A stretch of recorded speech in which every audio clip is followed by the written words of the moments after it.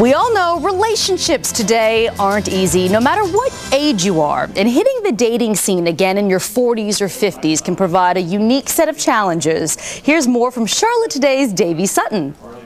You know, they say women in their 40s have hit the dating scene with a vengeance, giving women in their 20s and 30s a run for their money. So I'm going to hit the streets of Charlotte and ask them for some dating advice.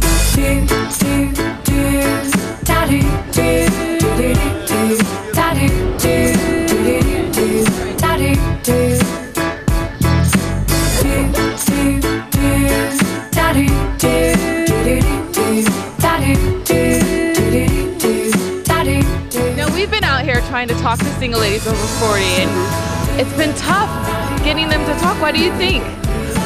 Well, you know, we're all insecure and we don't want to admit that we're not dating and don't have anybody, but I'm not ashamed to say it. I don't even want anybody. I'm fine like I am, single and free.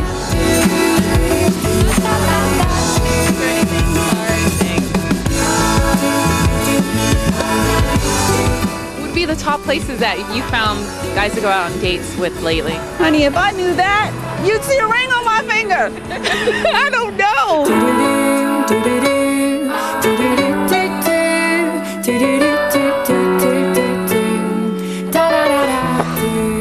Well, that didn't go so well. I'm Davy Sutton for Charlotte Today. Back to you, Colleen. Okay, Davy, thank you so much for that. Sheryl Spangler, certified relationship coach and matchmaker, joins us now to talk more about this topic. Sheryl, thanks so much for being here. Thank you for having me, Colleen. We should say you're a relationship coach and a matchmaker, and yes. Your business was born because you went through a divorce after many years of marriage and yes. re-entered the dating scene. Tell us about that quickly. Well, unfortunately, I'm one of the statistics that are very, very dire, as a matter of fact, because I think a lot of us know that the first marriage divorce statistic is 50% end in divorce. Mm-hmm. In second marriages, people are often surprised to learn that it's even higher, 67% and 74% for third marriages.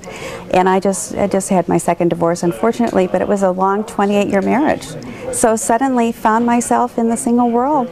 Well, and talk about the challenges of that. I mean, what challenges do we face in our 40s and 50s re-entering the dating scene? I mean, for many of you, you hadn't been on a date in years because you were married so long. Yeah. 30 years, and everything has changed.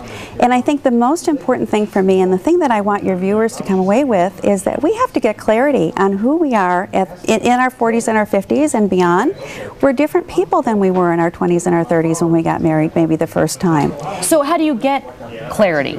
Do you have to ask yourself certain questions, make a list of, okay, here's what I'm looking for in a guy? Is that kind of Yes, thing? very, very good. Yes, actually in my business I call them requirements. And what it is a list of maybe 8 or 10 things that we call deal breakers. And fidelity, for example, is a big one. Non-addiction is a big one. It's something that someone has experienced that they know that if those are absent in a relationship, that relationship won't work for them. And like they know they want a non-smoker. They know those kinds of things. If they want children, then they have to have a partner who wants children. And, and that's how that works. Beyond that, we also have something called needs. We all have needs, and I think it's really important. Those are very important as requirements. The difference is they are negotiable. So what often happens, Colleen, is that when a need is not met in a relationship, there's an issue which translates to an argument. So if you can get all of your requirements met, which is you have to in order for it to work, if they're truly requirements, and then you can get all of your needs met, you're going to have a little bit of a much better, a smooth sailing in your relationship, I think. So do you tell people to come up with these lists before they've even started dating someone? I mean, it's not premature to do that? You should get really clear about what your requirements and what your needs are, what's negotiable, what's not. Yes, absolutely. I think it's never too soon to do that. It's one of the first things that I did because it is very daunting. We find ourselves at this age dating for the first time, as you were saying, in 20 and 30 years. And if we know what they are, it's going to save us a lot of pain and a lot of anguish maybe going forward. We want to find the relationship of our dreams. Okay, well, tell us, how do you find the relationship of your dreams? Because I hear from a lot of my single friends who say it's hard to meet a guy. What advice do you give to the people you work with? How do you go out and meet people? Well, you actually have to get out there. That's the first thing. A lot of people are afraid to do so, and that's one of the reasons why I added the matchmaking service to my business, is because it felt like for those folks that can't go online dating is a great source. There's something called Meetup.com, which is an interest-based international organization where people kind of date in groups, if you will, and meet people that way.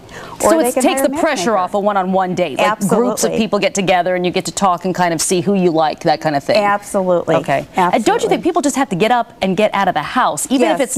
if you're not comfortable with online dating, because I think a lot of people are not, Right. or necessarily using a matchmaking service, just get out of your house. You can't sit around in your sweatpants eating ice cream on a Saturday night and expect to meet a guy. You just can't. No, and you'd be surprised how many people are just afraid to do that. But the Meetup.com and groups like that, interest-based groups, are very, very easy to approach because they are groups. I think that's key, and it takes a lot of pressure off, because I know it can be an intimidating thing. Sheryl Spangler, some great advice. We'd love to have you come back to Charlotte today sometime. Thank you. I'd love to. Thank you for very your much. advice. We appreciate it.